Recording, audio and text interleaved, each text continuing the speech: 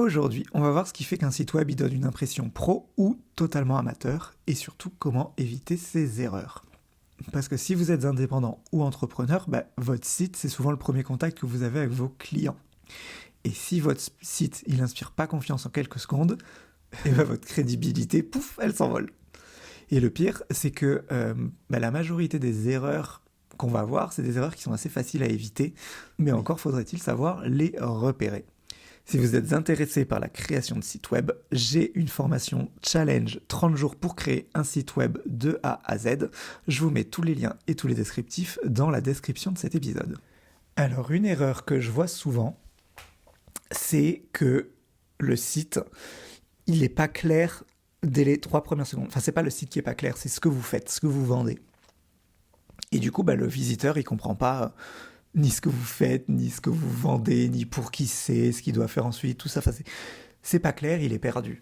Alors, on voit souvent des statistiques dire que le visiteur, il se fait un avis en je sais plus combien de secondes ou de millisecondes. Enfin, en gros, il se fait très vite un avis, c'est ce qu'il faut retenir. Et que si vous ne l'aidez pas à comprendre qui vous êtes, ce que vous vendez, pourquoi c'est intéressant pour lui d'être sur votre site, et en fait, il va s'en aller, ce visiteur, et vous allez le perdre. Donc pour ça, il y a 2 choses faciles à mettre en place que vous pouvez faire, c'est de mettre un titre clair et pas un slogan qui veut rien dire. Typiquement, le truc, par exemple,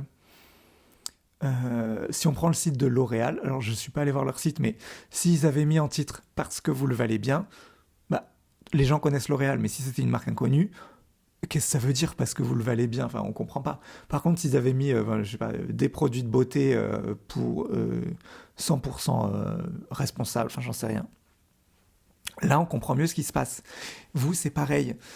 Ne mettez pas en titre, en titre principal, en gros texte en haut de votre page d'accueil, ne mettez pas un slogan un peu flou qui veut rien dire. Mettez un truc clair pour que votre visiteur, il se dise « Ok, voilà ce que je vais trouver sur ce site, je comprends. » Et pas un slogan qui sonne peut-être très bien, c'est pas du tout le sujet, et votre slogan, je le critique pas, mais juste c'est pas sa place, ça. Et sous votre titre, vous mettez un call to action en anglais, donc un appel à l'action, un bouton cliquable qui est clair pour que votre visiteur il comprenne ce qu'il doit faire. Par exemple, s'inscrire à la newsletter ou voir les différentes offres ou s'abonner, ça dépend ce que vous vendez. Mais comme ça, le visiteur, dès le début, il comprend, il fait « Ok, Paul, il me vend des prestations de photographie, le bouton, c'est pour prendre rendez-vous, ou le bouton, c'est pour voir les différentes offres. » Et là, je sais pourquoi je suis là. Et si ça ne m'intéresse pas, je fais demi-tour, mais au moins, personne n'a perdu son temps. Donc ça, c'est vraiment le premier truc. Et quand on prête attention à ça, on voit trop de sites, en fait, que on est sur le site, mais on comprend pas ce qu'on fout là. On comprend pas ce que la boîte, elle vend vraiment. C'est vraiment bizarre. Enfin bref. Deuxième point, c'est d'avoir un design qui est bricolé, qui est trop chargé, qui fait vieillot. Alors, là, c'est vraiment très subjectif. Mais généralement, si vous mettez trop de couleurs différentes, trop de polices différentes, qu'il y a une mauvaise hiérarchie visuelle, ça fait vraiment fait maison, mais dans le mauvais sens du terme. Alors la hiérarchie visuelle, je me rends compte que je l'ai dit mais que c'était peut-être pas clair pour tout le monde, c'est l'idée que si on regarde juste, on enlève le texte et on regarde juste visuellement, on comprend quels sont les éléments importants.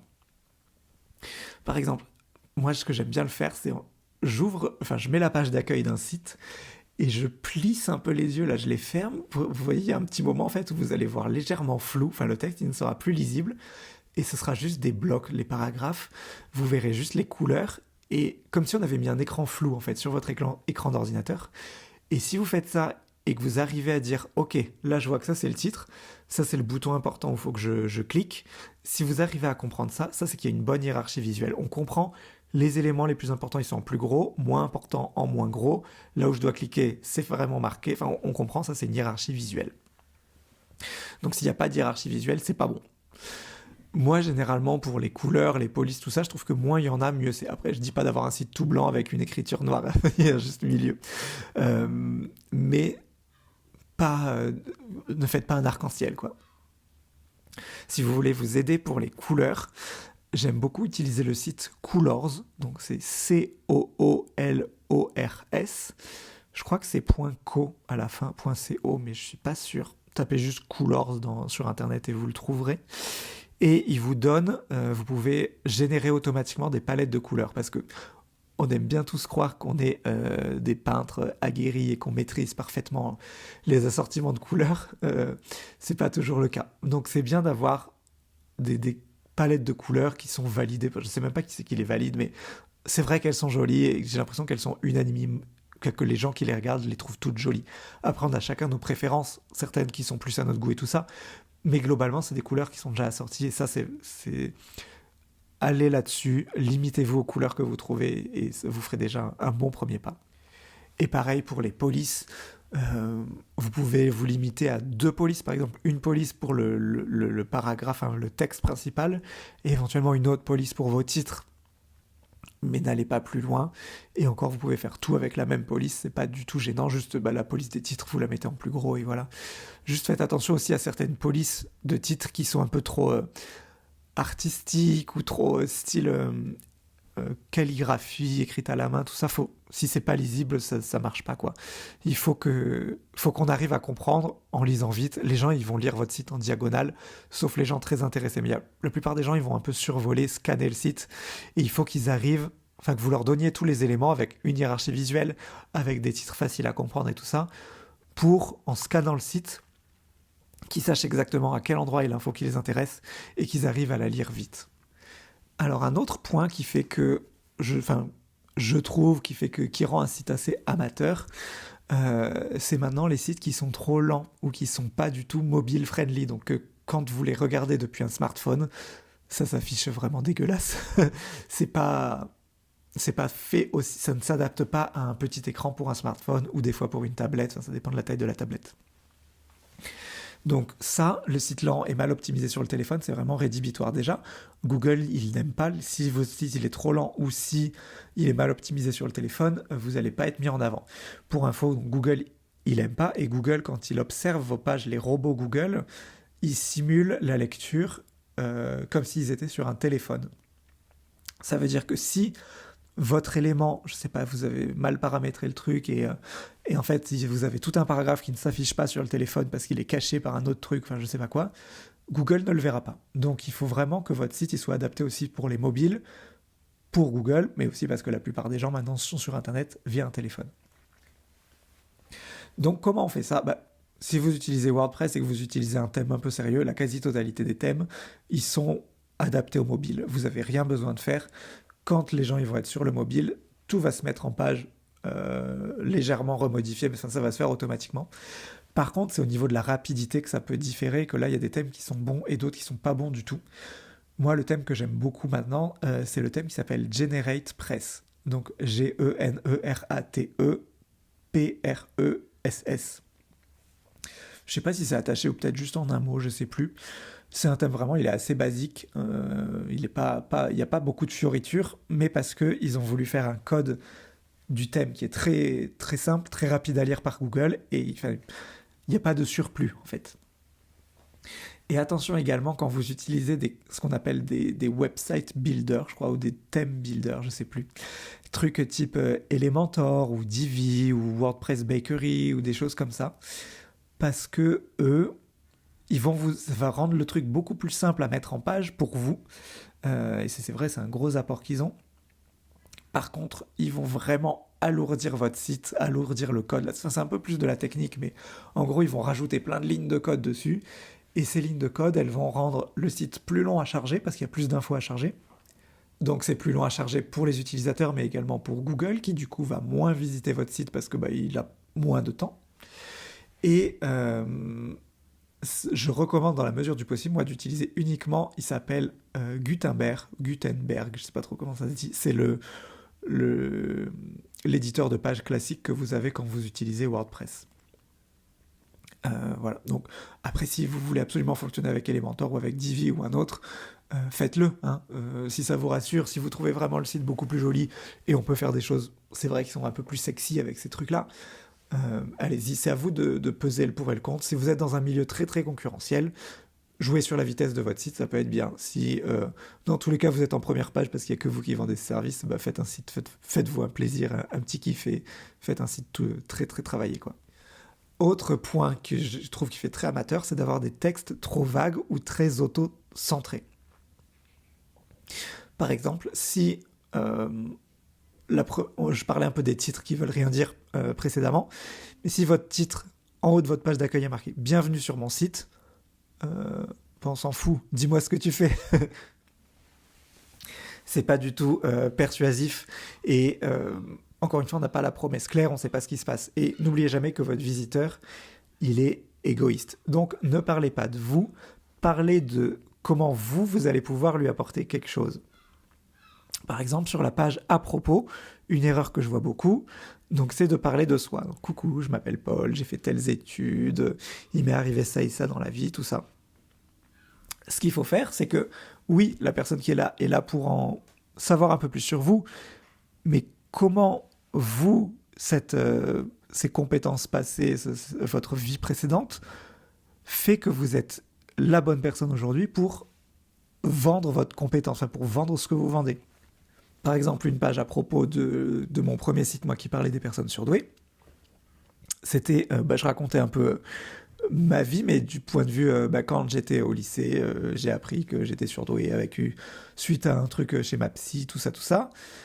Et depuis, j'ai décidé de creuser le sujet. Et là, on se dit, ok, j'en sais un peu plus sur Paul, mais je comprends qu'il est en train de creuser le sujet, que du coup, il peut m'apprendre quelque chose, moi, à moi, visiteur égoïste. Et n'oubliez jamais que vous êtes là.